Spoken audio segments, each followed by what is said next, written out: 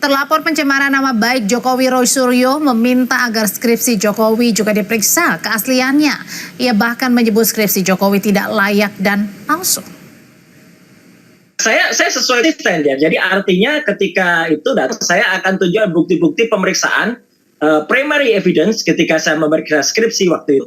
Dan ketika saya memeriksa apa yang ditunjukkan oleh kader salah satu partai SI itu dan yang ditunjukkan oleh dekan Fakultas Kehutanan Dr. Sigit Sunarta yang menyusul itu berupa fotokopi. Kalau fotokopinya dan yang diposting itu sinkron, ya berarti itu bisa dianalisis. Kalau nanti misalnya ternyata yang ditonton lain, ini malah jadi soal ini, jadi berita. Jadi selama ini yang dipakai untuk disebut ijazah itu apa? Tapi sekali lagi, skripsinya itu abal. Skripsinya tidak patut dan tidak layak.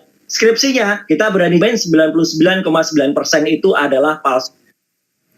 Mengetahui bagaimana proses penyelidikan kasus dugaan ijazah palsu Presiden ke-7 RI Joko Widodo, saat ini kita sudah bergabung dengan dua jurnalis Kompas TV.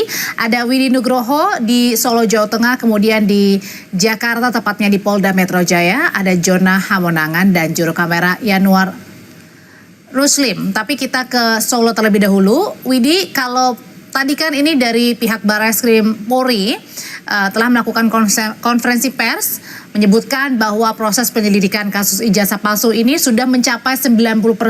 Lalu kemudian komponen apa saja yang sudah dicapai pihak polisian dan kemudian 10% ini apa?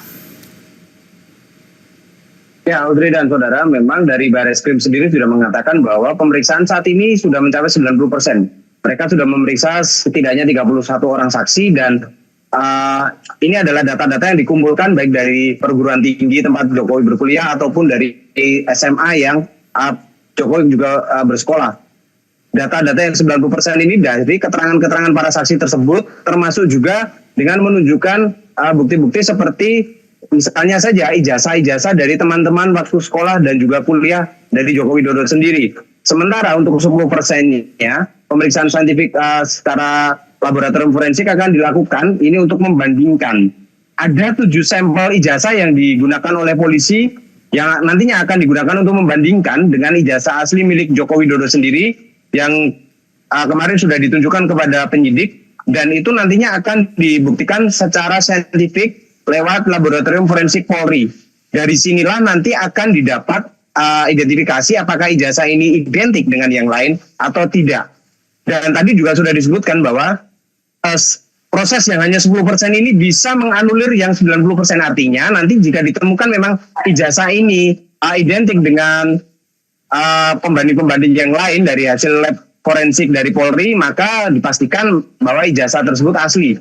Dan proses ini tidak gampang dan tidak mudah, artinya tidak bisa dilakukan dalam waktu yang singkat karena memang polisi membutuhkan ketelitian dan kehati-hatian dalam memeriksa secara saintifik di laboratorium forensik.